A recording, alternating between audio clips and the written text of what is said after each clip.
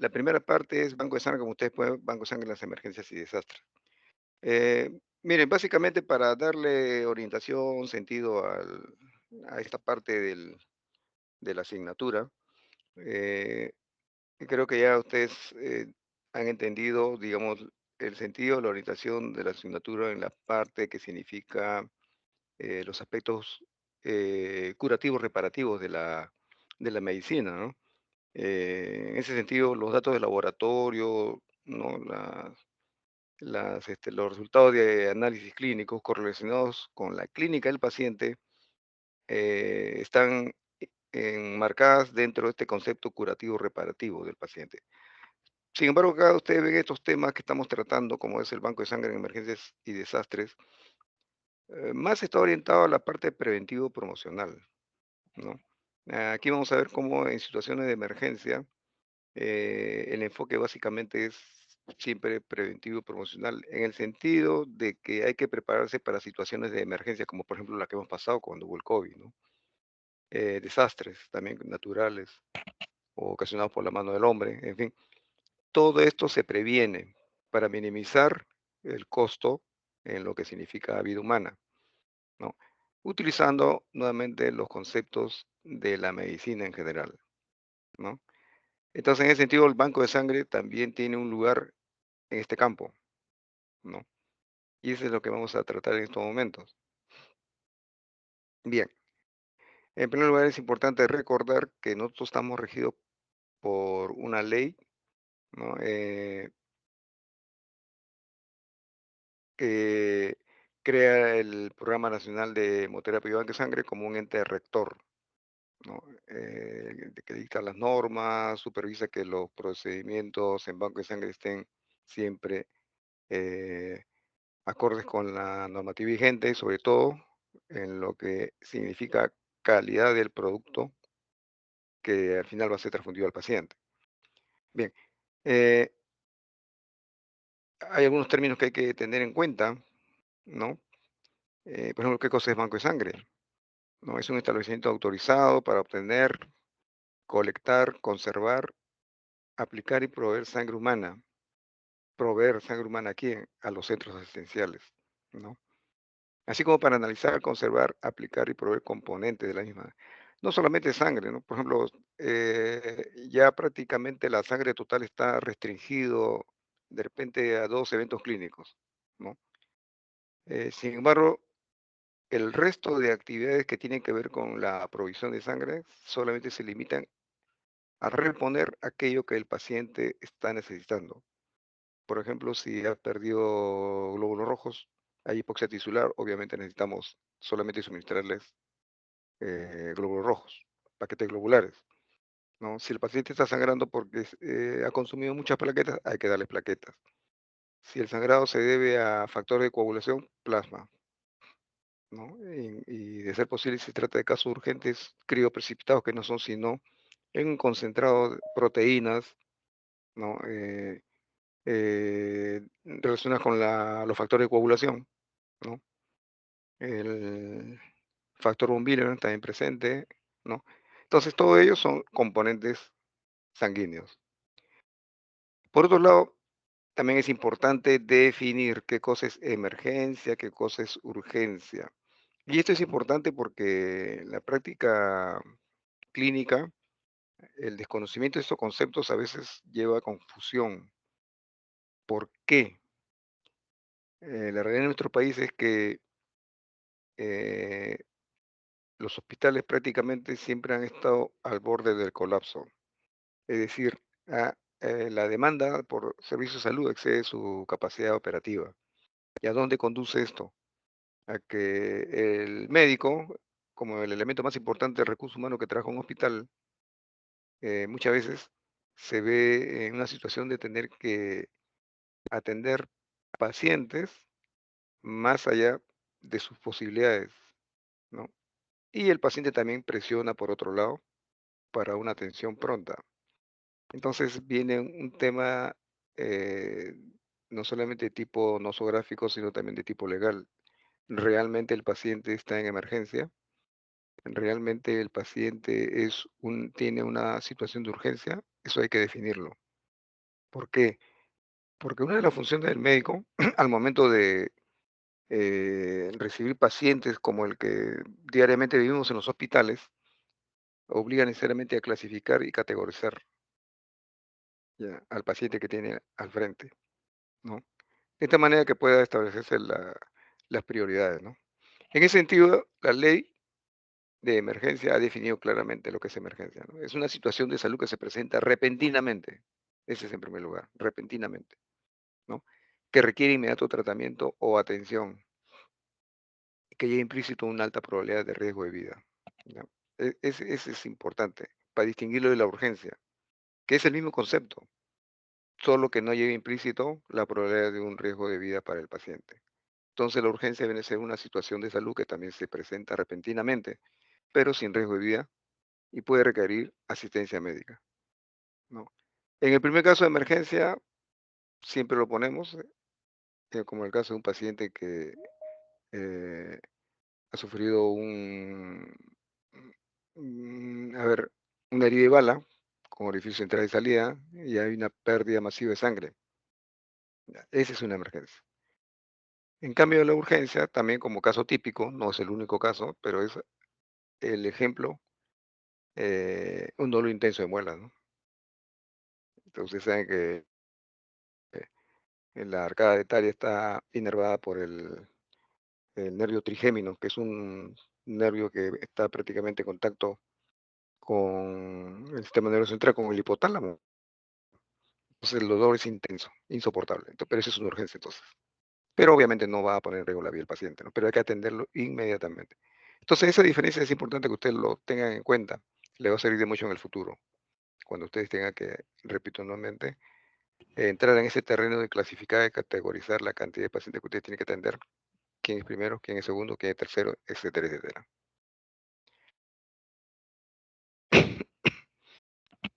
Bien, por otro lado,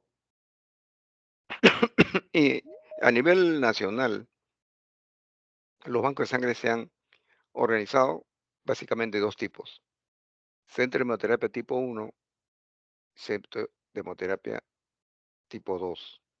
Si bien es cierto que también hay una tendencia a modificar esta clasificación, porque es probable que ya entren a crear un tercer tipo, no de banco de sangre, pero sí de centro de hemoterapia, una especie de instituto encargado de coordinar, ¿no?, la captación de donantes voluntarios, ¿no? Eh, preparar esas unidades para el tamizaje, de tal manera que puedan ser descartadas aquellas unidades que tienen patógenos hemotransmisibles, ¿no? Y poner a disposición las unidades que queden o sus componentes vía fraccionamiento a los centros asistenciales, ¿ya?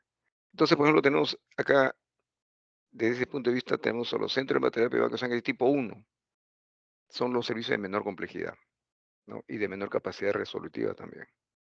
¿Cuál es su función? Bueno, recepcionar componentes sanguíneos, almacenarlos, ¿no? Y realizar la transfusión para el caso de los pacientes que lo requieran, ¿no?, de la sangre y hemocomponentes. ¿De dónde obtienen las unidades? De los centros de hemoterapia de sangre tipo 2, ¿no? Entre otras funciones también está el promover la donación voluntaria de sangre. Ya ustedes habrán observado cómo el doctor Zubieta en la manera también promueve, ¿no?, la donación voluntaria de sangre, pero eso lo hace en coordinación con los bancos de sangre de tipo 1, ¿no? De tal manera que pueda eh, dispersar los centros de captación de donantes alrededor de todo Lima metropolitana. Bien, sigamos. Centro de hemoterapia de Banco de Sangre tipo 2, donde trabaja el doctor Zubieta, el Hospital Almenara. Ahí está el centro de hemoterapia tipo 2. Bueno, brinda un servicio de mayor complejidad y capacidad resolutiva, ¿no? Entonces, no solamente se dedican, por ejemplo, a transfundir sangre, también captan. Y no solamente captan sangre total.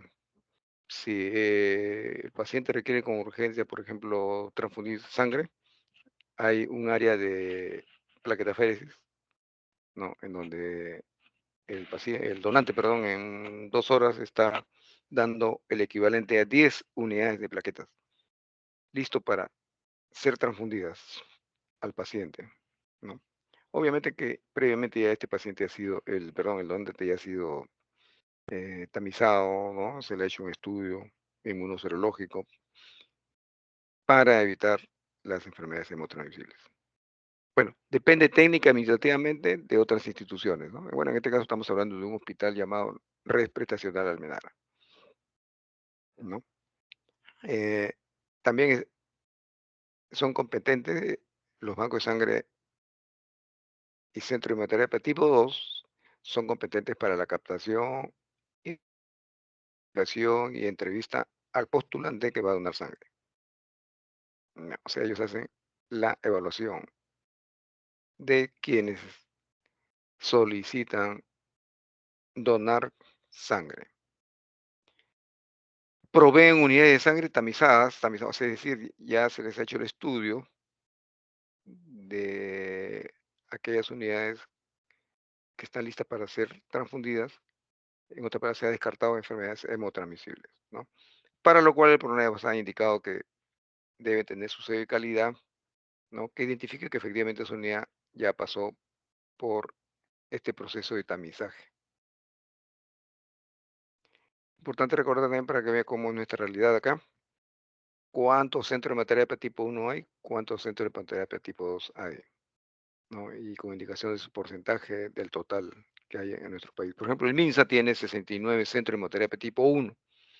Entonces ellos solamente reciben, almacenan, transfunden componentes sanguíneos, ¿no? Y reciben del centro de hemoterapia tipo 2 de su respectivo sector del MINSA, del Ministerio de Salud, entonces, estos componentes sanguíneos.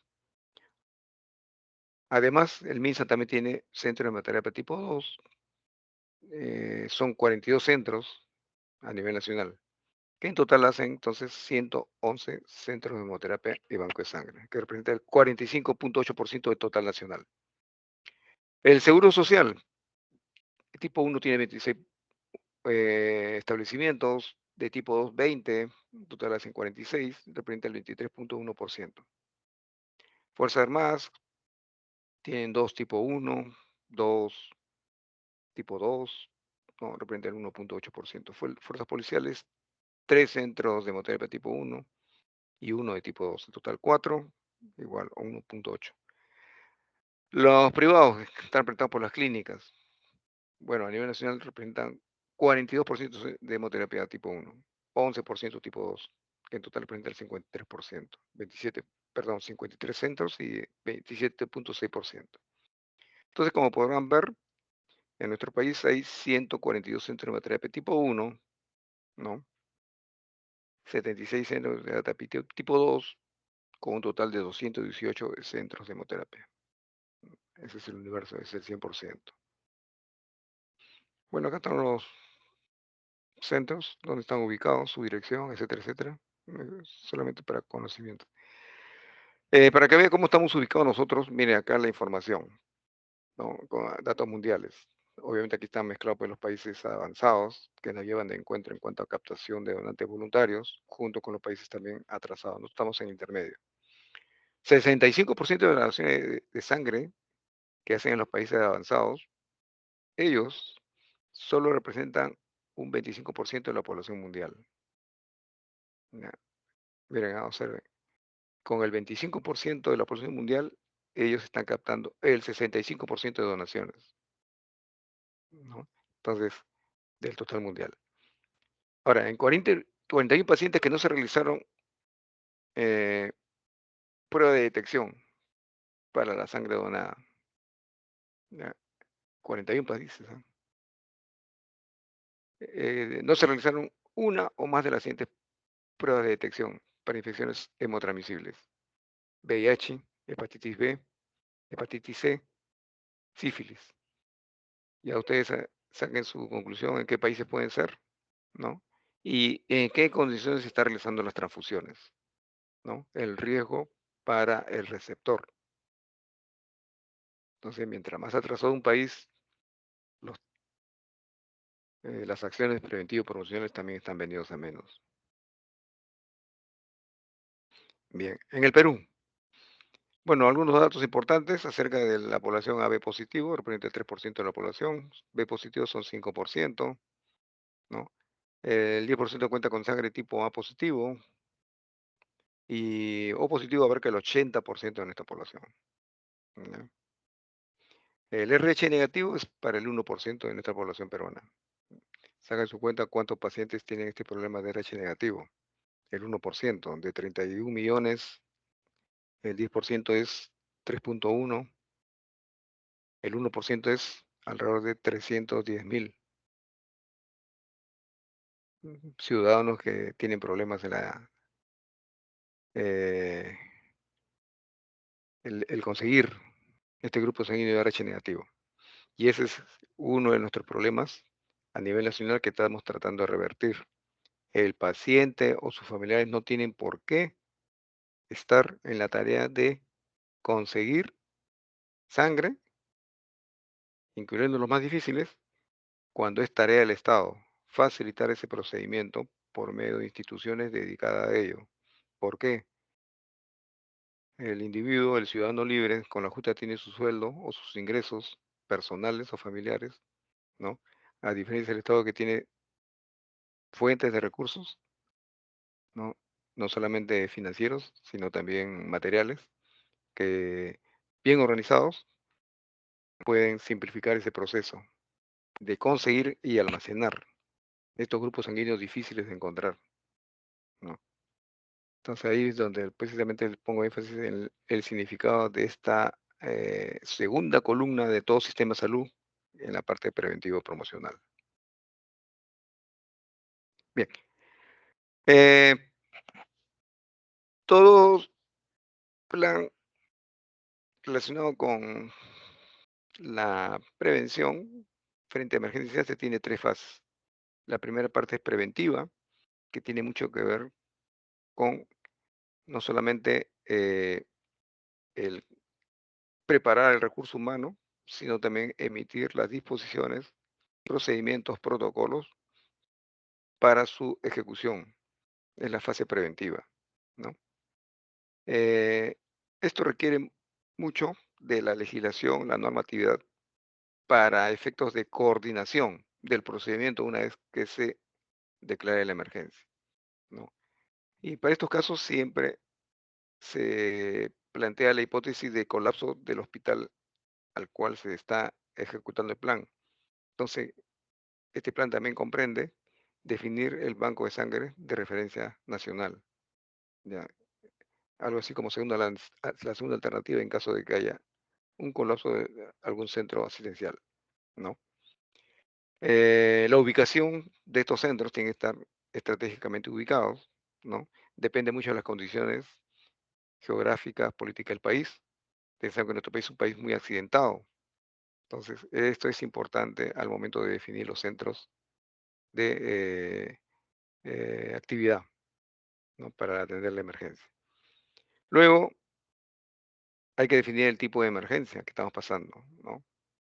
Como le digo nuevamente, es un desastre natural, ha sido ocasionado por la mano del hombre.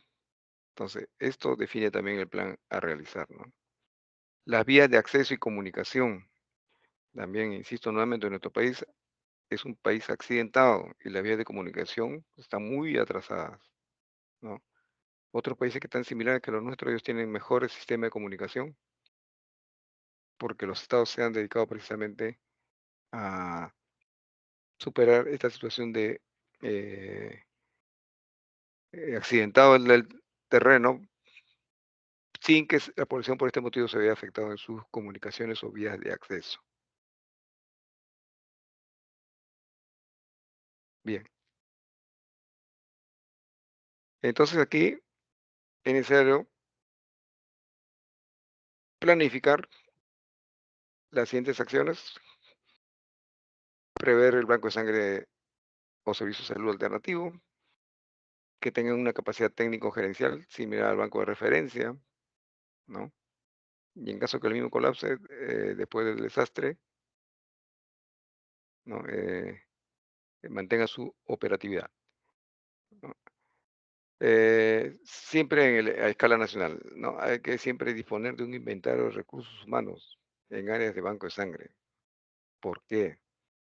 Repito nuevamente, en nuestro país, que es un país muy accidentado, puede suceder lo siguiente, que no todos estén igualmente afectados por algún evento de tipo desastre o emergencia.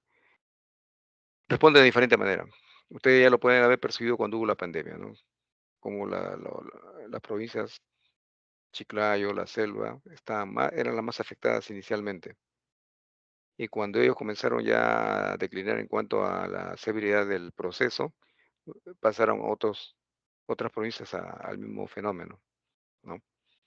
Y sucedió que hubo descoordinaciones, hasta el punto de que en los lugares donde ya había disminuido la situación de incidencia de los casos, que se presentaban, sin embargo, los recursos estaban en otros lugares fallando. Eso significa coordinación, organización. Entonces, para eso había que haber hecho un inventario pruebo y permanente de recursos humanos, ¿no? En cuanto al área de banco de sangre. Y los procedimientos son mucho más fáciles, por más que precisamente nos ha, en cierto modo, establecido un canal de comunicación en el cual permite rápidamente saber en online o en línea cuánto responde cada área, cada red, cada cabeza de red, ¿no? Bien, entonces para ello hay que organizar siempre un sistema de comunicación en los bancos de sangre, servicios de transfusión y bancos de referencia. En estos casos, la hipótesis es que ha habido un desastre natural, ¿no? Entonces ahí siempre va a haber heridos, va a haber gente que necesite volumen, gente que necesite sangre, plaquetas, etcétera, etcétera, ¿no? Entonces de ahí nuevamente seguimos en el plan, organizar el flujo de información referida a necesidades e inventario de sangre y componentes inmediatamente disponibles, ¿no? Organizar el transporte de sangre y componentes a las zonas afectadas en caso de necesidades, en lo posible aprovechando la cadena de frío establecida por otros insumos, como son medicamentos, suero fisiológico, vacunas. En otras palabras, si yo tengo unidades que transfundir, perdón, que transportar, ¿no? No tengo en estos momentos de repente algún dispositivo para mantener la cadena de frío, hay que hacer uso, hay que echar mano de otros elementos que también están en la misma situación, como son, por ejemplo, el transporte de medicamentos, ¿no? Transporte de vacunas, ¿no? Suero fisiológico, entonces ellos también tienen su cadena de frío que puede ser aprovechable. Eso requiere coordinación, ¿no? Entonces, esto es importante que ustedes lo analicen. Y si hasta acá, en este punto, si ustedes se dan cuenta, lo primero que debe hacer el que está al mando de un banco de sangre, una vez establecida la emergencia, es que establecer la comunicación, ya sea con el escalón superior, ¿no? O con los que están en la zona, ¿no? En el mismo nivel, para ver cómo se organiza, cuáles son las normas vigentes para establecer la organización, ¿no? De los elementos que van a participar en la atención inmediata de esta emergencia nacional. Eso fue lo que falló acá también a nivel nacional, le digo por experiencia propia. Todos los hospitales tienen un comité de emergencia, un COE. Cuando se declaró la emergencia, lo primero que tenemos que hacer es restablecer la comunicación entre todos para ver cómo se iba a afrontar la situación. No hubo otra comunicación. Al día siguiente nadie sabía qué hacer, ¿no? A tal punto que algunos hospitales estaban atendiendo normal y otros no, ¿no? Entonces se creó una especie de concierto. Lo otro, había hospitales que necesitaban ambulancias, pues tenían sus ambulancias de hace mucho tiempo sin mantenimiento. Entonces había que hacer un empadronamiento de ambulancias a nivel distrital, pero no había el organismo que lo haga, ¿no? Las clínicas privadas se pusieron un poco recelosas en relación a participar de este inventario, porque obviamente sus ambulancias iban a entrar también en la cadena de organización de los retenes, ¿no? En fin, entonces es importante la comunicación, la organización, el transporte,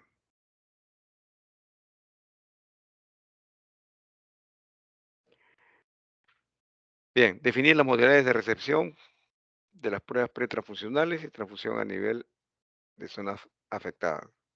Efectivamente, hay que ponerse aquí en la situación de hospitales que puedan colapsar.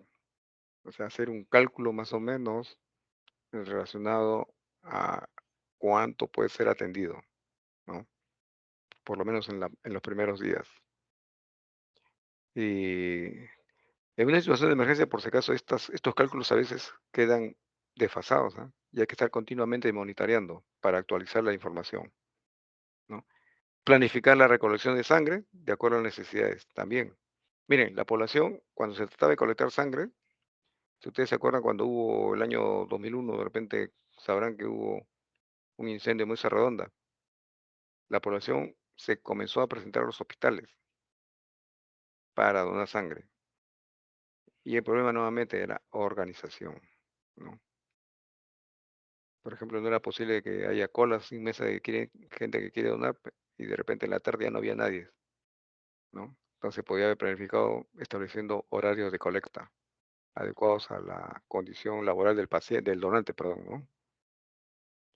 Bueno, organizar ejercicio de simulación, esto es importante. Si ustedes observan cómo ahora se hace ejercicios de simulación de sismos, la mentalidad de la gente ha cambiado. Hace 10, 15 años no había mucho ejercicio de simulación.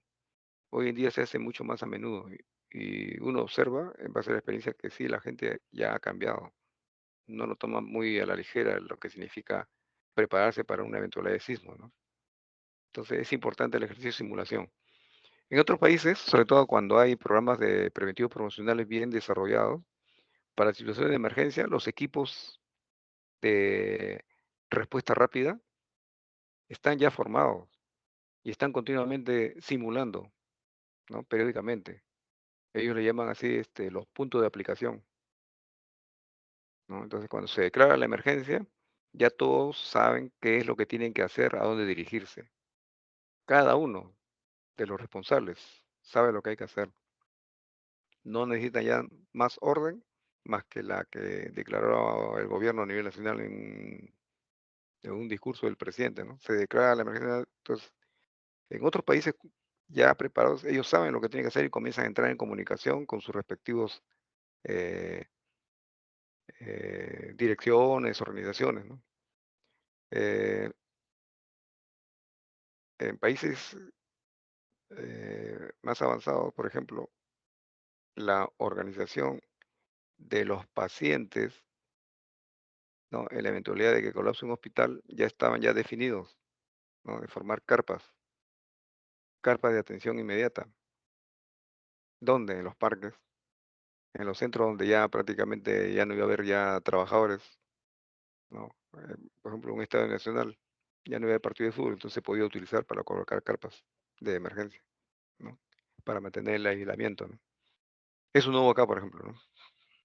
Es la lección que se queda que cuando uno ve lo que pasó, ¿no? Los ejercicios de simulación ayudan para saber cuáles son las fallas, los puntos críticos que hay que reforzar. Bien, cada banco de sangre, a ver, ¿qué es lo que le compete a cada banco de sangre? ¿No? Definir y establecer funciones para diferentes áreas de trabajo, tomando en cuenta un aumento de la demanda, reducción de la capacidad instalada, eso también es importante. Una brecha que se forma entre la demanda que va en aumento creciente y la capacidad instalada que se comienza a reducir porque sencillamente ya están ya empleados, ¿no? La necesidad de locales alternativos para absorber, ¿no? ¿Y cómo sería esto? En primer lugar, hay quienes solamente requieren atención telefónica. Entonces, esta es la fase de lo que se llama recepción y orientación de donantes. La selección de donantes, eso sí requiere la presencia física. La colecta de sangre, dónde vamos a colocar la sangre para que estén preparados para la fase siguiente de tamizaje. Pero no nos olvidemos del paciente, del donante, perdón, ¿no? Terminó de donar, ¿qué vamos a hacer con ellos? ¿No? Esa parte también es importante, de establecer ese vínculo con el donante que no es solamente atender la parte que donó, sino también qué hacemos con él después de la donación. actividades post donación. Bien, entonces aquí entra ya la fase de realización de la prueba de tamizaje, que nos permite descartar aquellos que tengan algún patógeno hemotransmisible. Realizar los grupos sanguíneos, también es importante eso, ¿no? Para saber cuánto tenemos en proporción a las hipotéticas necesidades que podemos tener considerando nuestra población. Ya hemos visto cómo el porcentaje de O positivos es alto, como el RH negativo es muy bajo y se prevé que va a ser escaso este producto. Entonces, se prepara uno para esa situación, ¿no? Bueno, viene la parte también de separar los componentes. Ustedes saben que de una bolsa de sangre total se saca plasma, se saca plaquetas, ¿no? Del mismo plasma se saca crioprecipitados, ¿no? Esos son, como dice, 4 componentes sanguíneos. Bien. Una vez que se hecho el tamizaje, una vez que ya todo está conforme, listo para la transfusión, se produce lo que se llama el fenómeno de liberación de producto, ¿no? Esto debe ser registrado, ¿no? Para distinguirlo de aquellos que no están todavía en condiciones de salir para ser utilizados en la transfusión, ¿no? Se produce el envío de la sangre, los componentes, ¿no? Todo tiene que estar escrito. Recepción de solicitud de sangre, coordinación con transportes terrestres o aéreos, según el caso. Bien. Entonces, aquí básicamente es un tema logístico, ¿no? Que tiene que ver y la información estadística, la entrega de materiales, definir los turnos de personal, información a los medios de comunicación, ¿no? El papel del personal voluntario, que siempre va a haber, cuando hay organización, hay personal voluntario, ¿no? Hay N organizaciones que pueden ser empleadas y que tienen asociados, ciudadanos asociados, que estarían dispuestos a participar voluntariamente en estas actividades, ¿no? Las iglesias, los clubes sociales, deportivos también, ¿no? Y un dato característico es el elemento joven de estas asociaciones, los que generalmente son los que más aportan. Bien, una vez que se produce la emergencia, ¿qué es lo que hay que hacer? Primero, la respuesta inmediata. Y la respuesta inmediata siempre es, primero, control de daños, ¿ya? Entonces, la respuesta inmediata después del evento, evaluar los daños para rehabilitar, ¿ya? Hay que determinar la magnitud del desastre producido. Incorporar al personal de laboratorio, ¿no? Cualquier medio de comunicación es importante para llamarlos, ¿no? Eh, implementar rápidamente los laboratorios portátiles, que no se hace de la noche a la mañana esto, siempre requiere la preparación previa a los estados de simulación, cómo se arma un laboratorio portátil, ¿no? Hasta incluso se miden los tiempos, porque en estos casos el tiempo es valioso, ¿no? ¿Cuánto personal debe actuar para la instalación del laboratorio portátil? Todo eso debe estar diseñado, ¿no? Y sobre todo, coordinación, actuar en estrecha coordinación. Nadie puede adelantarse más que otros sin poner en riesgo el conjunto de, eh, de la respuesta, ¿no? Bueno, reactivar y organizar la red de laboratorios. Eso también es importante. A veces los laboratorios trabajan por su cuenta, pero en estos casos, si están trabajando en red y ya existe, hay que reactivarlo y ponerlo en funcionamiento, ¿no? Eh, es importante restablecer el funcionamiento básico, priorizar la provisión de medios de transporte, ¿no? De insumos para la toma de muestras. Asegurar la recepción. La recepción es importante, viene a ser la carta de presentación de la institución, el banco de sangre con respecto al donante, ¿no? Emitir un diagnóstico precoz en cuanto a la situación, qué está pasando, en dónde nos encontramos. Establecer canales ágiles de comunicación. Eso es lo primero, ¿ah? Esto es encabezar la lista junto con las tareas de lo que ya está ya prescrito, la comunicación, ¿ya? Uno solo no puede saber qué está pasando, ¿no? Si tenemos una red asegurada, acciona la red para comunicar, ¿no? ¿Qué está pasando en cada uno de los componentes de este equipo de respuesta rápida? Bueno, establecer las causas fuentes, ¿no? Ir al origen siempre de la causa y no quedarse con la parte de lo primero que se manifiesta, ¿no?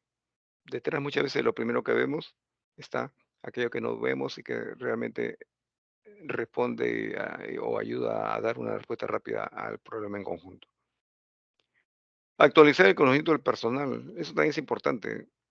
Siempre es bueno estar continuamente con el personal, ¿no? Actualizando la información para que se ubiquen en qué momento se está, eh,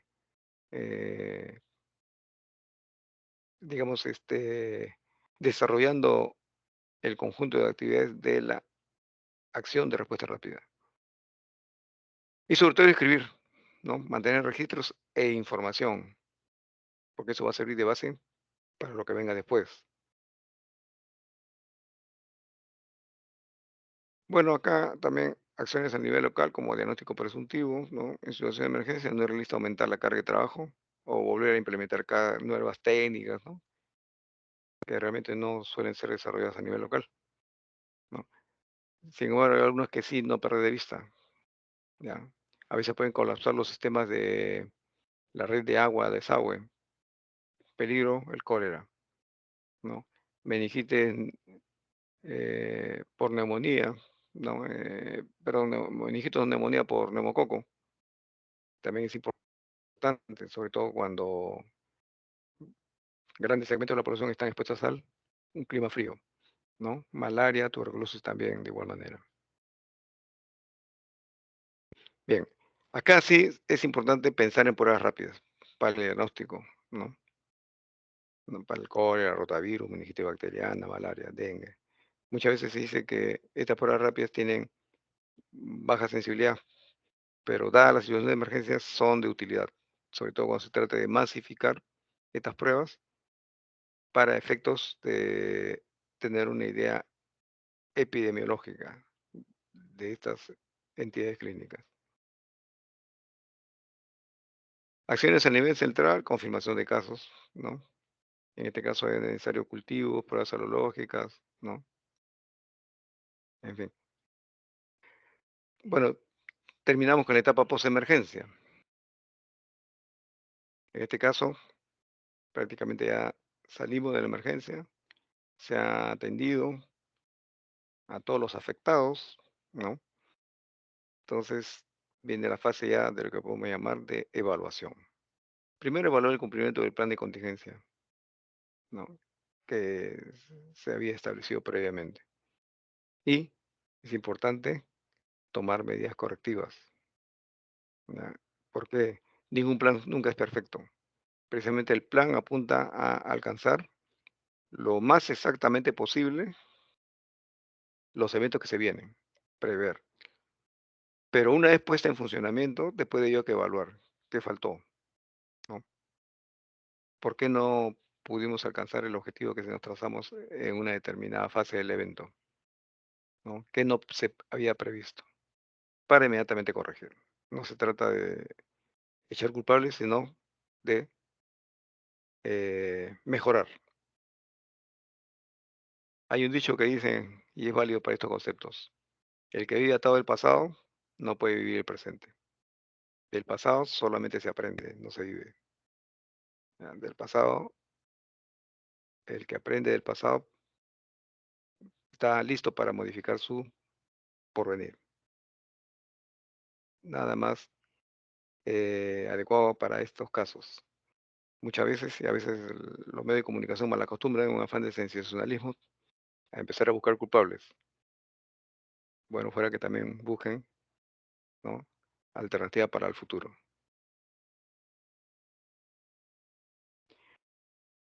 Bueno, evalúa la cobertura de la demanda, ¿no? De repente ha pasado el evento, sin embargo, los que han sido atendidos representan el 50, el 60, 70, 80%, pero el restante, ¿qué hacemos?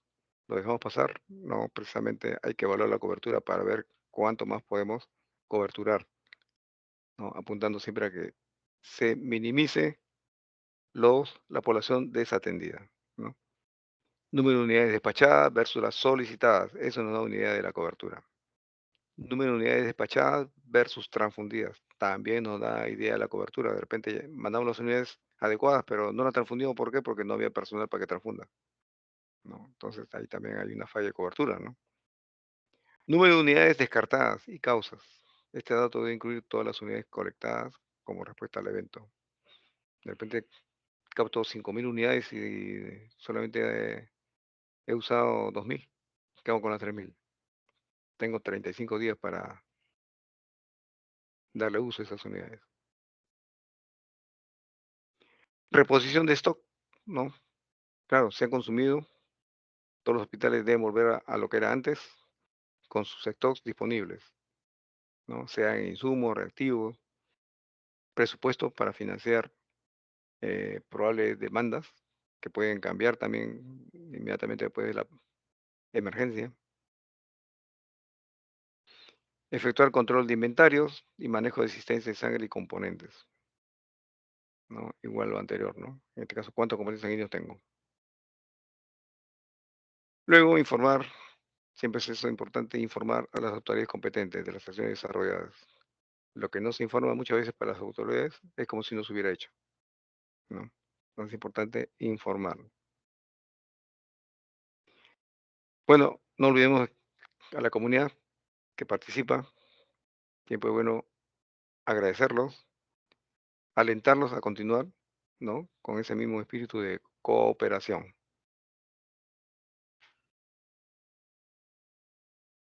Bien. Bueno, acá solamente algunos conceptos básicos que tienen que ver con el donante voluntario, ¿no? Que es importante también que ustedes conozcan, ¿no? Porque la tendencia ahora es captar la mayor cantidad de donantes voluntarios, ¿no? En otros países han llegado hasta el 40%, 50%, ¿no? Nosotros, ante la pandemia, el último eh, registro que se hizo, tenemos alrededor del 2% de todos los que potencialmente podían donar, solamente el 2% donaban voluntariamente. Hay que revertir esta situación y llegarnos a colocar a nivel de país avanzado, ¿no? Primero, la promoción de la donación voluntaria, ¿no? Dar a conocer que existe esta acción, ¿no? Relacionada con las actividades preventivas profesionales. Entonces, la promoción de la donación está constituida por acciones de información, educación, comunicación sobre el tema, ¿no? Ofrecida por personal de salud en diferentes niveles de atención a la población en general. Objetivo, sensibilizar. Ese es el objetivo en la promoción de la donación voluntaria, sensibilizar, ¿no? ¿En qué lo vamos a sensibilizar? A que mantengan una actitud solidaria con aquellas personas que requieren transfusión sanguínea, pero sin embargo no están siendo atendidas su necesidad, ¿no? Entonces, apunta a sensibilizar y las personas puedan planificar la asistencia a los centros de donación en forma espontánea. Muchas veces creen que cuando uno hace campañas y la población acude, eso es sinónimo de donación voluntaria. No es sinónimo de donación voluntaria. La donación voluntaria es aquella en la que el donante acude, no por el llamado de la comunidad que viene a hacer las campañas, no porque hay temas de sensibilización, que son temas de, más que todo de promoción, no. Acude porque sencillamente ha internalizado la necesidad de que tiene que donar, ¿no? Así como, digamos, los que rinden culto religioso a diferentes religiones saben que tienen que ir los sábados, los domingos, etcétera, etcétera, a misa, ¿no? Así también hay quienes eh, entienden que la donación voluntaria es eso precisamente, ¿no? En determinado momento yo tengo que donar, tengo hasta 3 oportunidades al año de donar. En países avanzados hay esos sistemas, ¿no? En los centros comerciales hay, hay centros de donación voluntaria. ¿Y qué pasa? El ciudadano común y corriente va, hace sus compras, digamos, de la semana y de repente se da un tiempo para ir a esos centros que están dentro de los centros comerciales para hacer su donación. Él no dona para nadie en particular. Él no ha venido porque lo llamaron, le dijeron, hubo campaña, no. Él viene porque siente, ha internalizado que su deber es donar. Esa es precisamente la calidad del donante voluntario, ¿no? Como dice acá, sentir la satisfacción de ayudar a las personas a recuperar su salud o salvar su vida. Bueno, la importancia de la donación de sangre voluntaria no remunerada. Hay un lado humano, obviamente el espíritu solidario. Hemos aprendido por nuestra religión católica y aquellos por lo que son cristianos, evangelistas, saben que la solidaridad con el prójimo es una línea de conducta que debemos seguir, ¿no? Dos, la sangre no se puede fabricar, tampoco las plantas lo producen.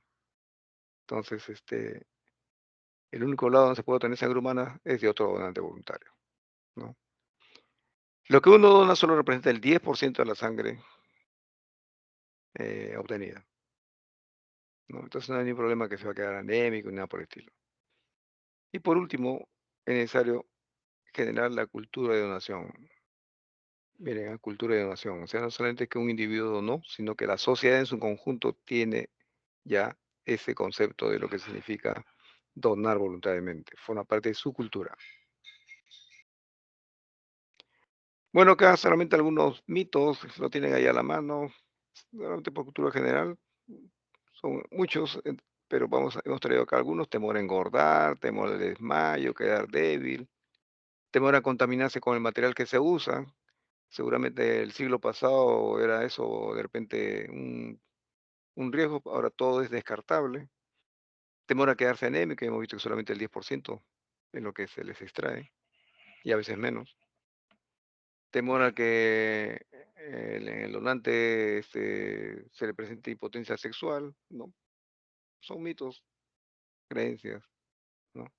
Temor a punciones con agujas y lancetas, bueno, eso también contra el temor de este tipo, de repente muy poco podemos hacer, salvo influenciar, ¿no? Es, mire, siempre una influencia tiene que ser alentadora, estimulante.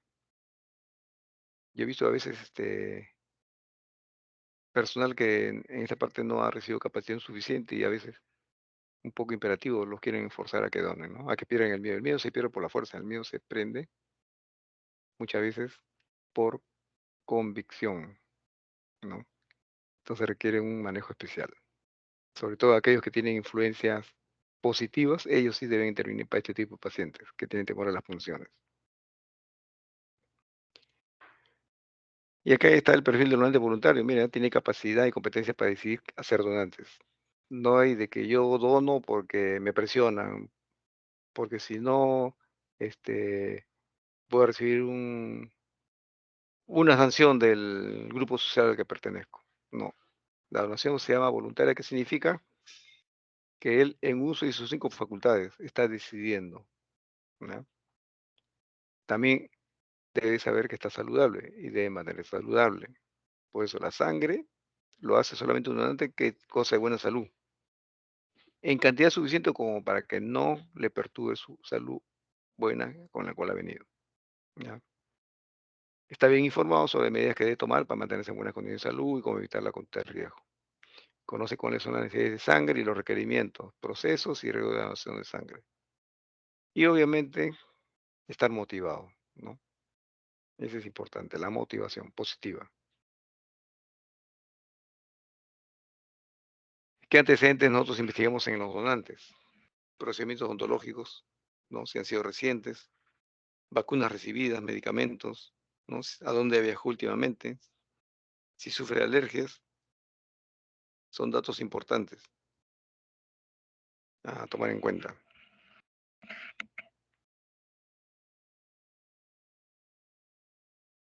Algunas prácticas de riesgo que hay que poner alerta, ¿no? Aquello que hacen, tienen maquillaje permanente, perforaciones cosméticas, tatuajes, que no se les impide, sino simplemente se les difiere, ¿no? A la espera de que haya una manifestación de repente de alguien que hace hepatitis, ¿no? Uso de drogas con fines no médicos, estamos hablando de los adictos. Conductas sexuales de riesgo también es importante, ¿no? Manteniendo siempre la confidencialidad y que no se sienta discriminado. También hay, por si acaso, nos hemos chocado con este tipo de personas que piensan cuando uno hace este tipo de preguntas que son preguntas discriminatorias para eliminarlo de la donación. Bueno, algunas enfermedades infecciosas, en líneas generales hay que siempre preguntar, ¿no? Enfermedades crónicas como cáncer, diabetes mellitus, epilepsia, enfermedad de corazón. Miren, este dato que les voy a dar corresponde a la época de la prepandemia. Últimamente, en la pandemia, nuestra población, demostrando su alto espíritu de donación, ha estado presentándose para donar voluntariamente, ¿no? Pero antes, miren cómo era, el 1% de la población, alrededor de 270.000 personas también donaban anualmente, ¿no? Pero ¿cuándo se necesitaba? ¿No? Más de 280.000 unidades, ¿no? No es como dice acá 280.000, no, más era. O sea, el país necesita 280.000, pero solamente capta, ¿cuánto? 197.000 unidades en esa época, ¿no? Entonces, ¿qué hacía la diferencia? ¿Qué hacían los pacientes? Sencillamente no, no eran intervenidos quirúrgicamente y su dolencia que requería intervención quirúrgica no se realizaba, ¿no? Recordar 14 de julio se celebra el Día Mundial del Donante. Bien, entonces hasta aquí nomás quedamos. Esto es en relación a el Banco de Sangre en emergencia y desastres. ¿Hasta acá alguna pregunta?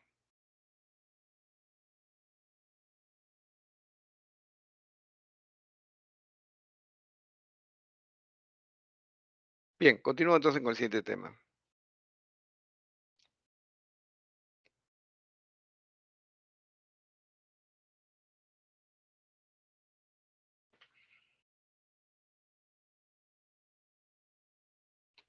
A ver, un momentito, un momentito.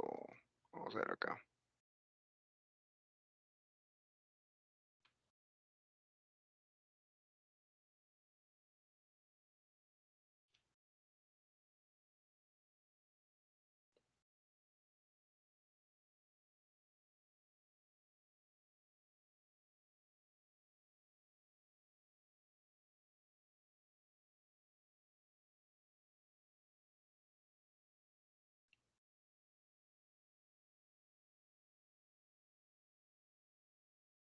Ya, sí. Entonces el siguiente tema está relacionado con la transfusión masiva. Esto también es importante tomar en cuenta. No olvidarse que transfundir no es un acto que no requiere cuidado, sí, es como un tejido que vamos a trasplantar. Y sobre eso es un tejido líquido, entonces los volúmenes son importantes, ¿ya? Eh, entonces el concepto acá de transfusión, en primer lugar, es introducir sangre completa o un componente sanguíneo por una de las vías de los vasos sanguíneos en un individuo, ¿no? Y de la sangre total ya hemos visto que se capta un volumen de 500 ml, ¿no? Mililitros, se pueden obtener concentrados, ¿no? De glóbulos rojos, ¿no? Se pueden obtener hematíes congelados, aunque en nuestro país no se practica esto. Plasma fresco, crioprecipitado, concentrado de plaquetas, ¿no? Y este es su volumen. Por ejemplo, las plaquetas vienen 50.000 ml de una unidad de sangre. Este es solamente para que tengan una idea de un donante, mire a cuántos pacientes puede ayudar, ¿no? A aquellos que necesitan glóbulos rojos, a aquellos que necesitan factor de coagulación como los que están en el plasma fresco, aquellos que necesitan plaquetas, etcétera, etcétera. Bueno, en relación a la transfusión de sangre homólogas, hay varias fórmulas, entre ellos está la autotransfusión, o sea, yo mismo me dono, ¿no? ¿Qué significa esto? Que a mí me programan para una cirugía, pero yo no quiero recibir sangre más que la mía. Entonces, si tengo buena cantidad de sangre, me extraen mi volumen y el día de la operación transcurre normalmente y me transfunden al final lo que me extrajeron, ¿no? Aquí también hay un mito referente, ¿no? De que un paciente que va a ser operado no se le puede transfundir. Mira, realmente mientras mantenga un mecanismo hemodinámico estable, puede donar, no hay ningún problema. Si fuera un paciente cardíaco, de repente hay que tener ya algún reparo en hacer esto de la autotransfusión, ¿no? Pero en general, paciente en buen estado de salud, si requiere sangre, puede solicitar que le hagan por la vía de la autotransfusión. O sea, me retiran un volumen antes del acto quirúrgico, ¿no? Después que termine el acto quirúrgico, me vuelven a devolver mi sangre. Bueno, hay alternativas farmacológicas, ya vamos a ver, ¿no? Como llamamos expansores plasmáticos, ¿no? Transfusión dirigida es aquella en la cual yo les digo, mire, este es mi donante, yo quiero que ese donante al cual se le va a extraer sangre, me lo transfundan a mí. Eso se llama transfusión dirigida. La citaféresis terapéutica es aquella en la cual el componente que yo quiero me lo van a transfundir. Yo quiero que me transfunda glóbulos rojos extraídos de este paciente, ya. Entonces eso me transfunde. O sea, hay una máquina especial que extrajo solamente glóbulos rojos, de un donante, perdón, ¿no? Y se lo entrega a un receptor, que es el paciente. Plaquetas de igual manera, ¿no? Viene el donante, le extraen las plaquetas y esas plaquetas es la que yo solicito que me transfundan. A eso lo conoce como citaféresis terapéutica. Por último, tenemos el caso de transfusión masiva. Esto sí hay que tener mucho cuidado por las transformaciones que ocurren en el medio interno.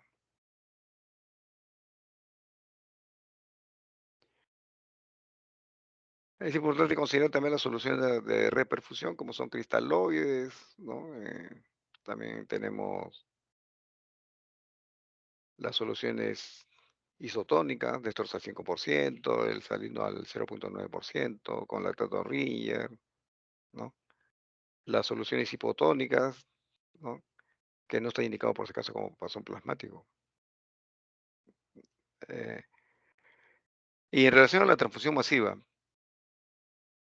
la definición es reemplazo con sangre almacenada, ojo, o sea, en el banco de sangre está sangre almacenada, ¿no? Debido a una pérdida sanguínea igual o superior al volumen de la sangre total del paciente en 24 horas. Ya, ojo, el tiempo. ¿Cuánto se perdió? Se perdió toda la sangre que tenía el paciente. ¿En cuánto tiempo? En 24 horas. Lo que estamos diciendo es que este paciente, por ejemplo, inicialmente perdió 1 litro, yo le transfundo 1 litro. Sigue perdiendo sangre y de repente al final me dicen que ha perdido alrededor de 3,5 litros, ya, pero también le he ido reponiendo esa cantidad. Entonces, eso es transfusión masiva. ¿Ya? Considera lo siguiente, ¿cuál es el volumen total de un individuo? Es alrededor de 75 ml por kilo de peso. ¿Ya? O sea, si un paciente pesa 70 kilos, multiplique por 75 ml, ese es su volumen sanguíneo total expresado en litros. Hay que expresarlo en litros siempre, allá no hay mililitros. ¿A cuánto equivale? Más o menos equivale a 20 unidades de paquetes de glóbulos rojos. ¿Ya? No es de bolsa total, sino de paquetes de glóbulos rojos. ¿Ya? Eh, Esto se produce generalmente en pacientes con una hemorragia aguda en emergencia, sea por un trauma agudo o sea por un problema dentro del mismo proceso de la intervención quirúrgica. Bueno, yo he sido testigo cuando a veces están extrayendo una masa, ¿no? Adherida a un vaso de grueso calibre, ¿no?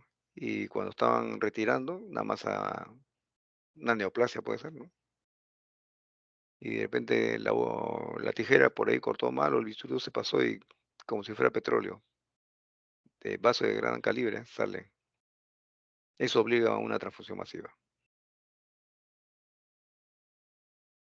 Bueno, acá para solamente vean ustedes cómo se puede graficar lo que ocurre con el paciente. Mire, cuando es normal tiene su hematocrito 45, ¿no? Pero cuando el paciente ha perdido sangre, miren, observen, ¿no? El hematocrito se puede mantener igual, pero tiene menos volumen, ¿ya? Ha disminuido, ha perdido líquido. Todavía no se ha transformado, no se ha trastocado la relación plasma y glóbulos rojos. Conforme pasa el problema este del trauma, ya el organismo va respondiendo y comienza a proporcionar al intravascular líquidos que le permitan mantener, ¿no? La tensión arterial. Pero, ¿qué va a suceder? En su lugar, un fenómeno hemodilucional, ¿no? Recordar ese fenómeno hemodilucional porque puede explicar muchas cosas. Aparentemente, pueden pensar que el paciente ha perdido más sangre de lo que se ha calculado con el hematocrito que el paciente nos ha proporcionado. Pero aquí hay que restarle aquello que por compensación el organismo le ha proporcionado en líquidos al intravascular, ¿no? Entonces es importante recordar eso, porque la masa eritroidea puede hacer que no haya disminuido tanto. Lo que pasa es que ha aumentado los líquidos al intravascular. Bien, y aquí un poco de números para saber cuán grave puede estar un paciente por hemorragia. Si nuestro cálculo es menos del 15% de pérdida de sangre, bueno, va a haber una contracción vascular, los líquidos se van a redistribuir, pero todavía no vemos mucha alteración clínica. Si la pérdida oscila entre 15 y 30%, ya hay constricción arteriolar, ¿no? Se están abriendo nuevos vasos, nuevos chunks, ¿no? Arteriovenosos. El ritmo cardíaco, el rendimiento cardíaco va a disminuir. Hay hipotensión, taquicardia, ¿no? Como mecanismos compensatorios. Pero si la pérdida es mayor del 30%, ya eso ya es peligroso, ¿no? Si ustedes han hecho ese cálculo, hay que actuar rápidamente, porque va a haber redistribución vascular hacia órganos vitales, cerebro, corazón, algunos otros órganos, ¿no? Y el paciente puede llegar a choque hipovolémico si no actuamos rápidamente y adecuadamente. Una vez he visto un interno que en su afán de, digamos, de atenderle al paciente rápidamente se olvidó de colocarlo en posición de cúbito dorsal, ¿no? En una pequeña posición tren del emburo, así inclinada la cabeza hacia abajo. Se olvidó y le hacía la entrevista semi sentado. Creo que no esperó mucho el paciente y ya perdió el conocimiento y comenzó a convulsionar. Pero eso, ¿por qué? Porque no se cuidó de ayudar a la irrigación de los centros vitales. El primer órgano que sufre cuando hay pérdida masiva de sangre es el cerebro, recordar. Entonces, el paciente siempre en posición de cúbito dorsal, si es posible en una posición tren del emburo, es decir, inclinado con la cabeza hacia abajo, ¿no? Bien, sigamos. Eh,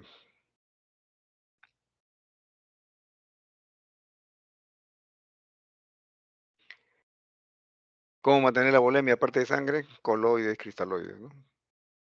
La transfusión de concentrado de matiz, lo único que nos asegura por si acaso es la oxigenación tisular. No estén pensando transfundir paquetes de glóbulos rojos para mantener la volemia. Si estamos pensando que hay un deterioro en la oxigenación tisular, ya hay que pensar rápidamente en transfundir paquetes de glóbulos rojos. En relación a la transfusión masiva, también tener presentes las complicaciones, ¿ya? Eh, la frecuencia de aparición de estas complicaciones es alrededor del 10% de los casos que ustedes van a atender. Alrededor del 10% va a presentar alguna de estas complicaciones. Miren, alteración en la coagulación, ¿ya? Hipotermia. Ustedes saben que los glóbulos rojos están mantenidos en refrigeración alrededor de 4 grados centígrados. Si le transfundo una unidad, es posible que no pase nada, 2 unidades no pase nada, 3 unidades tampoco pase nada, ¿eh? Nuestro organismo responde rápidamente. Uno, atemperando los paquetes globulares que me están transfundiendo, o dos, adaptándose también a esta disminución de temperatura, que no va a ser mucha tampoco. Pero si ya estamos hablando de transfusión masiva, ahí sí tenemos el riesgo de que el paciente haga hipotermia, que su organismo no responda frente a esta masiva introducción de paquete de glóbulos rojos con una temperatura que está alrededor de 4 grados centígrados. Bueno, va a haber complicaciones metabólicas, obviamente, ¿no? Una alcalosis metabólica o acidosis metabólica, ya eso no vamos a saber por qué sucedería eso. Complicaciones pulmonares, también. Una reacción hemolítica aguda o una hemólisis de tipo no inmune, ¿no? En fin, pueden haber otras complicaciones de menor frecuencia, ¿no? Una, por ejemplo, coagulopatía dilucional, debido a que hemos estado transfundiendo tal cantidad de sangre que nos hemos olvidado transfundir plaquetas y no hay plaquetas. El paciente comienza a sangrar y no tiene cómo activar su mecanismo de la hemostasia primaria. Reacciones transfusionales también, obviamente, de repente algún antígeno que estuvo presente no fue detectado adecuadamente, hizo su reacción. Hipocalcemia, hipercalemia, reducción de esta molécula que ya ustedes conocen, 2,3-difosfoglicerato. Ustedes saben que esta molécula 2,3-difosfoglicerato regula la afinidad de la hemoglobina por el oxígeno. Si está disminuida esta molécula, la hemoglobina tiene mayor afinidad con el oxígeno y por lo tanto no lo suelta. En cambio, si disminuye el 2,3-difosfoglicerato, perdón, se aumenta, este, la hemoglobina incrementa su afinidad. Cuando disminuye el 2,3-difosfoglicerato es que disminuye también la afinidad por la hemoglobina por el oxígeno y suelta más moléculas. ¿Ya? Entonces es importante que disminuya el 2,3-difosfoglicerato en una unidad de sangre, ¿no? Para que estén en capacidad de soltar mayor cantidad de oxígeno. Ustedes saben que la molécula de hemoglobina tiene 4 moléculas de oxígeno. Entonces, es necesario que ese glóbulo rojo que tiene las hemoglobinas entregue la mayor cantidad de glóbulos rojos necesarios para un paciente que está perdiendo sangre masivamente. Bueno, hipotermia ya la hemos visto por qué, ¿no? Es un riesgo también al paciente. Microagregados, sobre todo que van a parar los pulmones. Lo que pasa es que es inevitable que cuando uno almacena sangre, poco a poco se van deteriorando los glóbulos rojos. Y eso se van organizando en pequeños microagregados. Entonces, si no usamos un filtro que impida la transfusión de estos microagregados, se va a producir este fenómeno, ¿no? De una enfermedad, digamos, que afecta a los pulmones, ¿no? Toxicidad al citrato, ustedes saben de que la sangre siempre está en un medio anticoagulado y ese anticoagulante es el citrato de sodio. Otras complicaciones es transfundir enfermedades hemotransmisibles cuando no hay un buen tamizaje. ¿Ya? La enfermedad de Huntington contra huésped también es importante tomarlo en cuenta. Si es que el paciente todavía tiene linfocitos habilitados dentro de ese paquete de glóbulo rojo. ¿Cómo lo neutralizamos? Con irradiación. Bueno, pacientes con inmunosupresión también hay que tener mucho cuidado, ¿no? Bien. En cuanto a las alteraciones de coagulación y el síndrome hemorrágico, hay 3 factores implicados. Primero, modificaciones cuantitativas y cualitativas de las plaquetas. Coagulopatía de consumo, en donde los factores de coagulación, ¿no? Se han consumido. Los anticoagulantes naturales también se han consumido. Las proteínas que intervienen en la fibrinolisis consumidas. Y por último, los inhibidores de la fibrinolisis también están consumidos. Todo está consumido y esto produce el llamado la coagulopatía de consumo. CID, coagulación intravascular diseminada, ¿no?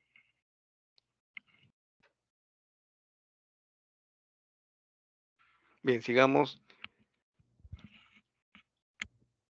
Miren, hay trombocitopenia.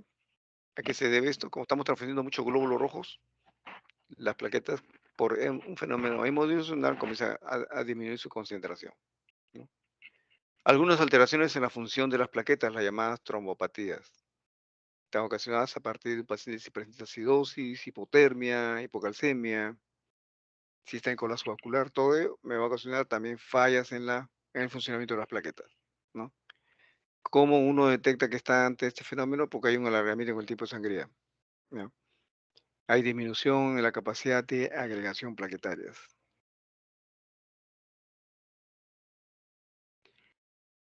Y acá volvimos nuevamente al CID. Aquí hay consumo de factores de coagulación, de plaquetas, hay exceso de trombina que no está neutralizada porque no están los anticoagulantes naturales que también se consumieron, ¿no? Hay isquemia tisular porque hay microtrombos, ya se formaron los microtrombos, ¿no? Y hay sangrado por consumo de los factores de coagulación. Fibrinolisis secundaria también, ¿no? Una vez que se forman los pequeños trombos, también se está activando la fibrinolisis. Es un intento de remover esos microtrombos.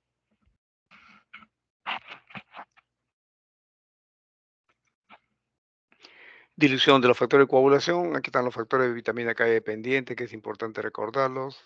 El 2, el 7, el 9, el 10, ¿no? Otros cofactores como la vitamina, perdón, el factor 5, el factor 8, ¿no? Son cofactores. Eh,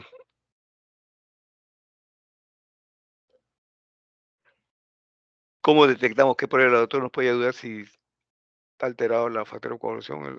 La prueba del TP, tiempo de protonina, y el tiempo de trompetina para ser activado, ¿no?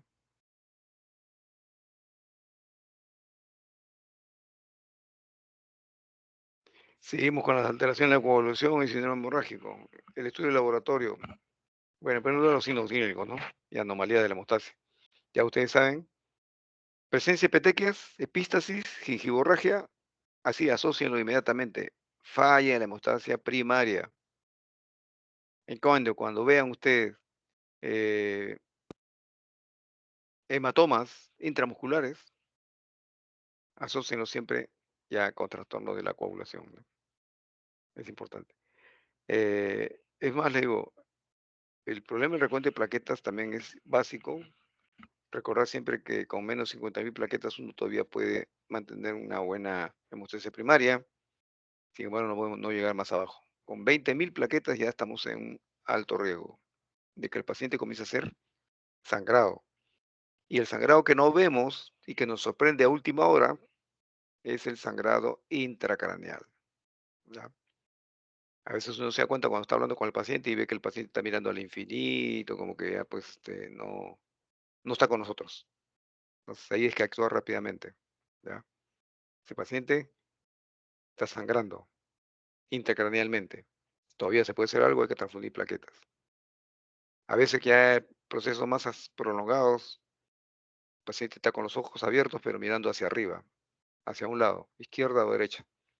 Si está a la derecha significa que el hematoma está a ese mismo lado.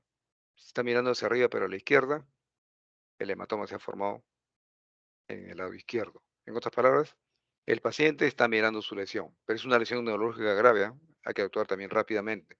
De repente ahí hay que pensar también en una craneotomía para liberar esa sangre que está eh, aplastando la masa encefálica. Y el riesgo es de que ese paciente llegue a una especie de lo que se llama enclavamiento, ¿no? Es decir, todo el tronco encefálico se produzca una compresión fuerte y produce inmediatamente un paro cardiorrespiratorio, sin posibilidades de reanimación. Bueno, en este caso hay que hacer estudio de dosaje fibrinógeno. Dímero D nos explica cuán incrementada está la fibrinolisis. Un dímero D elevado me dice, acá está la fibrinolisis actuando full time tratando de liberar los trombos, ¿no? Fragmentando las mallas de fibrina que se han formado espontáneamente en la microcirculación.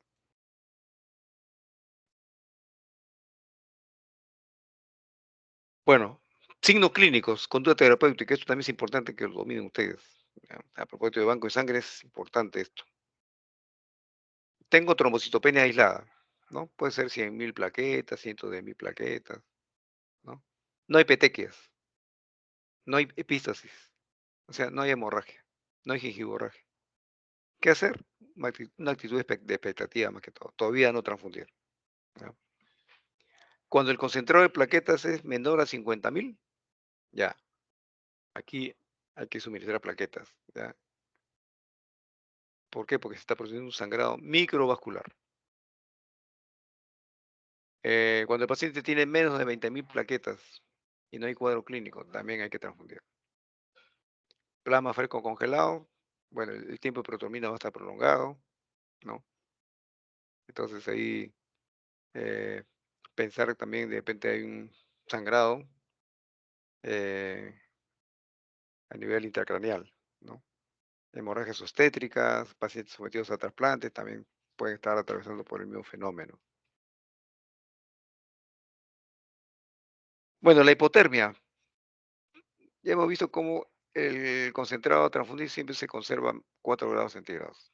Como le repito, si yo transfundo 1, 2, 3, 4 unidades, de repente el receptor se adapta y su organismo comienza a generar calorías de tal manera que le permita eh, soportar esta temperatura, estos elementos que estamos transfundiendo, ¿no? Entonces, aquí hay un cálculo en relación a la pérdida de calor. Por cada 500 ml se pierden 15 kilocalorías, ¿no? Por cada 500, ya imagínense si estamos transfundiendo 20 unidades en una transfusión masiva. Eh, puede ocasionar eh, una fibrilación ventricular. Ya, ese también es un riesgo. Altera obviamente las plaquetas, cambio de temperatura, ¿no? de un desplazamiento de la curva de disociación de la hemoglobina hacia la izquierda, como que retiene oxígeno la hemoglobina y no nos conviene que retenga oxígeno. Al contrario, necesitamos que la hemoglobina se libere rápidamente hacia los tejidos. Aumenta la viscosidad sanguínea, disminución del metabolismo hepático, mucho cuidado. El hígado tiene una función básica de mantener el equilibrio con la concentración de glucosa por la vía de la glucogenólisis.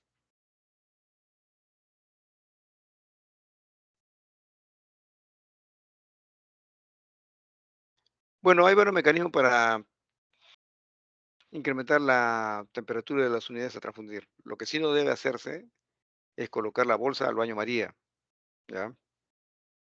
Lo único que se consigue para levantar la temperatura es utilizar una especie de dispositivos especiales que se llaman calentadores, ¿ya?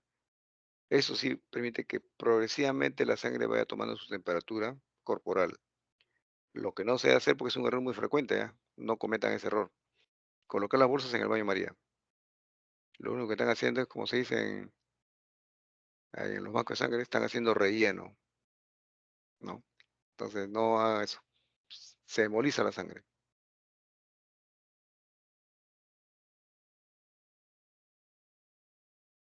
Continuemos. En relación a las complicaciones metabólicas, ¿no? Disminuye la oxigenación tisular, ¿no? Y el 2,3-difosfoglicerato. En este caso, hay un desplazamiento de la curva de disociación de la hemoglobina con el oxígeno hacia la izquierda, por lo tanto va a disminuir la liberación de oxígeno. Y lo que nosotros queremos más bien es que a nivel tisular libere la mayor cantidad de oxígeno posible, ¿ya?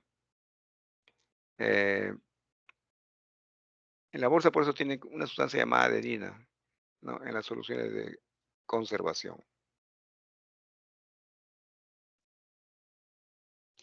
Alteraciones del equilibrio ácido-base, ¿no? Hay alcalosis metabólica, ¿debido a qué? Lo que pasa es que la sangre se conserva en un medio que contiene citrato de sodio al 3,8%, ¿ya? Va a disminuir el pH, el paciente puede llegar al shock.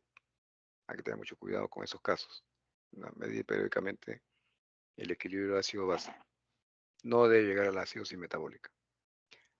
También puede llevar a la alcalosis metabólica, sobre todo cuando se usa lactato Ringer como una solución, ¿no? Para mantener vía, ¿no?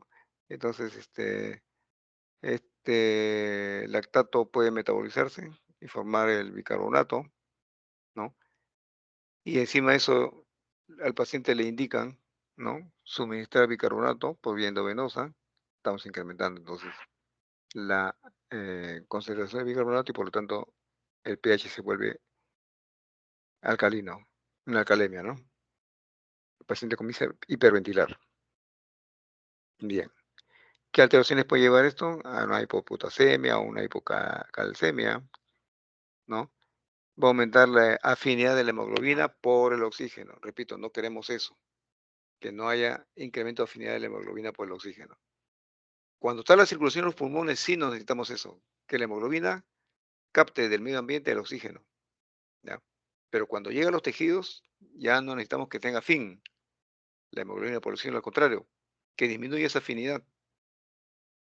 Eso permitirá liberar más oxígeno hacia los tejidos, ¿ya? ¿Cuál es el tratamiento? Bueno, evitar administrar bicarbonato, pues, ¿no? Eso está indicado solamente cuando hay acidosis metabólica persistente, ¿no? Hay variaciones en la concentración del potasio. Ustedes saben de que mientras más viejas son las unidades, ya más se hemolizan y por lo tanto más liberación de potasio.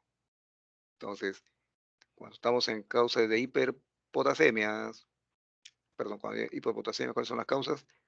Hay defecto de bomba de membrana, hay hemólisis, hay un fenómeno de acidosis metabólica, eso me va a producir hiperpotasemia. Paciente en anuria también hay hiperpotasemia, ¿ya? ¿Cómo se determina que estamos ante estos casos? Alteración del electrocardiograma. También es importante tener en cuenta estar alerta. Siempre hay que estar alerta en varios factores. Gas arterial que me va a dar, cómo está el equilibrio ácido-base, ¿ya? Hay anuria, también es importante. Hay hemólisis, también es importante medir eso, ¿ya? Las alteraciones del electrocardiograma.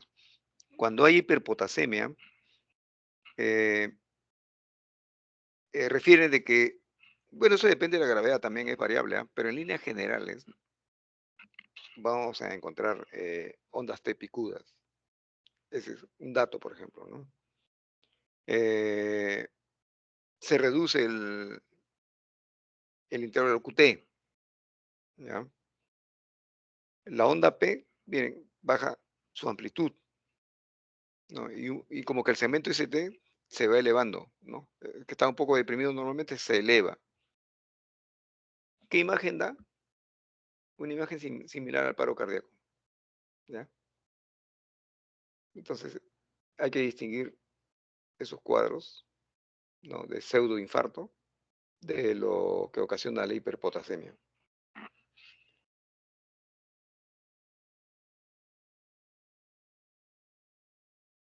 Bueno, también puede producirse la hipopotasemia y esto hay que valorarlo siempre, ¿no? Saber si el paciente tiene alcalosis metabólica, ¿no? Presencia de incremento de catecolaminas endógenas, ¿no? Reintegración de potasios a los hematíes transfundidos, ¿no? Entonces, eso me puede llevar a una hipopotasemia, se está retirando potasio de sangre. Y el electrocardiograma de igual manera comienzan a producir algunas alteraciones, ¿no? Las más, las más frecuentes que se observan, aparece una onda U prominente. El segmento QT todavía se puede mantener normal, ¿no? Mm, el segmento ST puede sufrir alguna depresión, pero es variable eso. No es muy, digamos, determinante, ¿no? Vamos a encontrar a todo el mundo con depresión del segmento ST en casos de hipopotasemia, no. Es muy variable, ¿no? Entonces también es importante eh, evaluar en el caso de hipopotasemia cuáles son las variaciones del electrocardiograma, ¿no? Hay varias, digamos, eventos que hay que analizarlo siempre y tenerlo presente. Lo que les he mencionado es lo más frecuente, pero lo menos frecuente es que haya una inversión de la onda T, por ejemplo, ¿no? Eh, Es decir, miramos una onda aplanada y de repente comienza a invertirse la onda T, significa que está agravándose el cuadro de hipopotasemia, ¿no? Mm,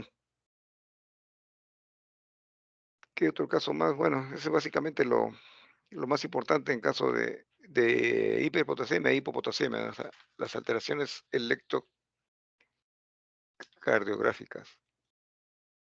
El calcio también va a sufrir variaciones, ¿no? Un ejemplo es la hipocalcemia. La hipocalcemia, ¿cuáles son sus causas? Quelación del calcio por el citrato de sodio, ¿no? ¿Cómo se compensa? Por su proceso de metabolización. Se elimina el citrato, se elimina el problema de la quelación del calcio, ¿no? También el calcio óseo comienza a movilizarse a favor de mantener un equilibrio y llegar a una concentración normal de calcio, ¿no? ¿Cuáles son las alteraciones? Igual, cuáles son las complicaciones cardiovasculares. Usted sabe que el calcio iónico es un elemento que participa siempre eh, en el mecanismo de estímulo, ¿no? Para las contracciones cardiovasculares. Eh, Sin embargo, hay algunas alteraciones en el electrocardiograma que también hay que tomar en cuenta. Cuando hagamos transfusión masiva, pidamos siempre un electrocardiograma, ¿ya? Y generalmente pedir una opinión a ver de los que eh, están en esos momentos interviniendo el paciente. ¿Qué se puede encontrar acá? Eh, el segmento ST se acorta, ¿no? El intervalo QT también hay una alteración, se nota una disminución. El manejo de estos casos, cuando se ve esto, es rápidamente administrar cloruro de calcio. Es importante, ¿eh?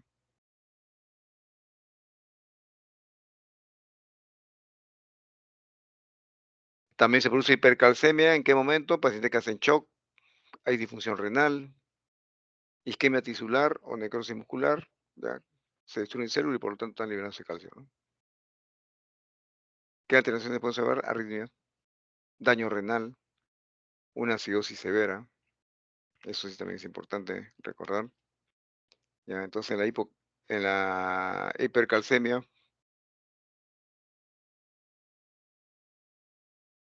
eh,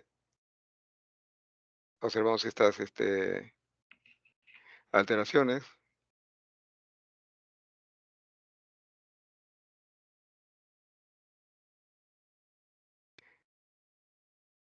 Las complicaciones pulmonares, síndrome de estrés respiratorio agudo, causas hipoxia tisular, presencia de microagregados, ya les mencioné que lo glóbulo rojo a veces se va hemolizando progresivamente y esto se convierte en una especie de detritus, ¿no? Que no tienen la forma de eliminarse y se forman microagregados, que va a producir un edema pulmonar no cardiogénico.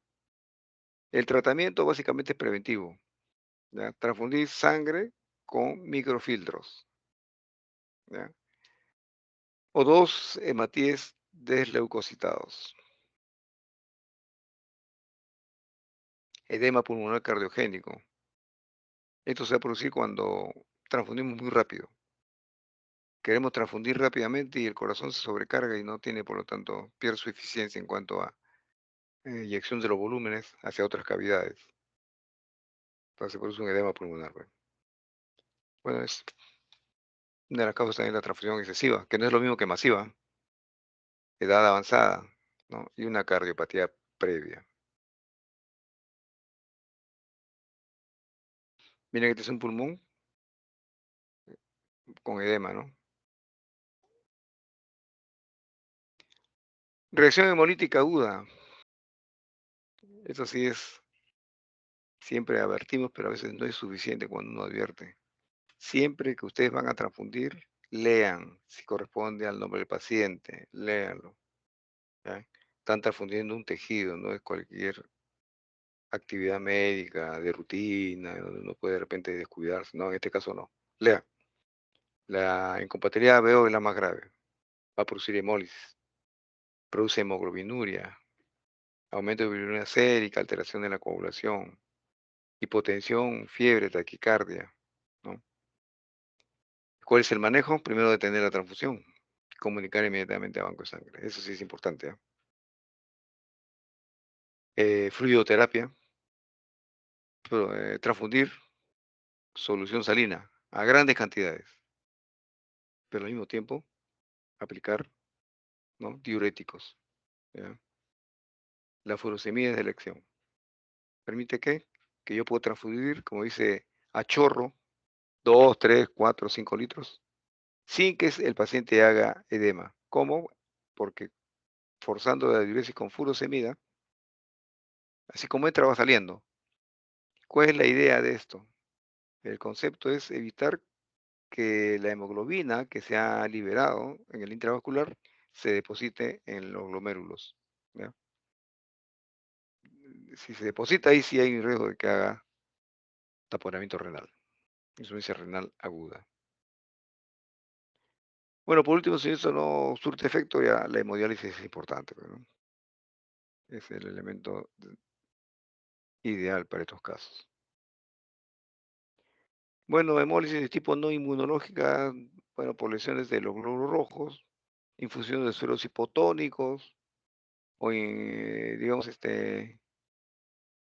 instituir medicinas vía venosa porque se está transfundiendo sangre al paciente. Algunas condiciones físicas, calentamiento excesivo del paquete globular o su congelación, los extremos. Otra causa, contaminación bacteriana, ¿no? Las bacterias son las responsables de empezar a lisar los glóbulos rojos. Tratamiento, detener la transfusión, investigar la causa. No se trata de sancionar, sino investigar para que no se vuelva a ocurrir, para mejorar. Y hacer un diagnóstico diferencial, obviamente, ¿no?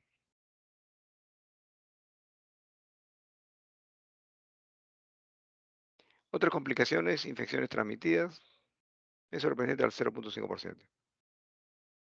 Fiebre hemolítica, debido a depende de la liberación de algunas citoquinas tipo interleuquina 1, factores tumorales, shock anafiláctico, enfermedad de injerto contra huésped, cuando están todavía hábiles los linfocitos en el donante, ¿no? Y van a dirigirse contra la célula del huésped, ¿no? La inmunosupresión que también es otra causa, no esperada, mínima, pero sucede. En conclusión, en relación a la transfusión masiva, mientras menos transfundamos, mejora. Solamente hacer cuando hay una necesidad terapéutica transitoria. El tratamiento siempre es personalizado, no hay una plantilla única, ¿verdad? Estudiar bien atentamente el mecanismo fisiopatológico de las complicaciones, si no, no vamos a entender qué está pasando y menos qué hacer.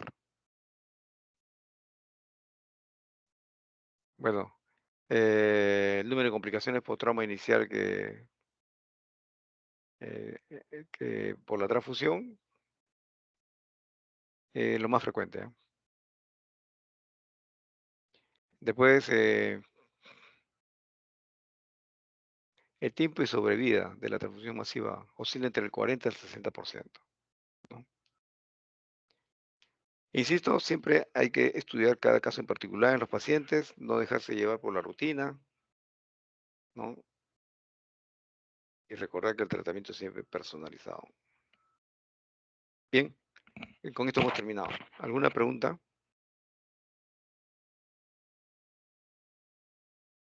Doctor, buenas tardes. Buenas tardes. Sí, disculpe, cuando mencionó que había alternativas a la transfusión de sangre homóloga, mencionó alternativas farmacológicas. ¿Cuáles serían estas? Bueno, estamos hablando de las soluciones isotónicas, ¿no? Cristaloides, coloides, ¿no? Básicamente es mantener la presión oncótica. Lo que no debe suceder es utilizar componentes para mantener esta presión oncótica, ¿ya? Solamente, por ejemplo, el plasma empleado solamente es para cuando el paciente tiene problemas de coagulación, nada más, ¿ya? Glóbulos rojos solamente cuando hay problemas de hipoxia tisular, ¿no? No empleemos nunca para mantener la presión oncótica paquete de glóbulos rojos. Mejor pensemos en alternativas, como le digo, sustancias coloides, cristaloides, ¿no? Bien, ¿alguna pregunta adicional?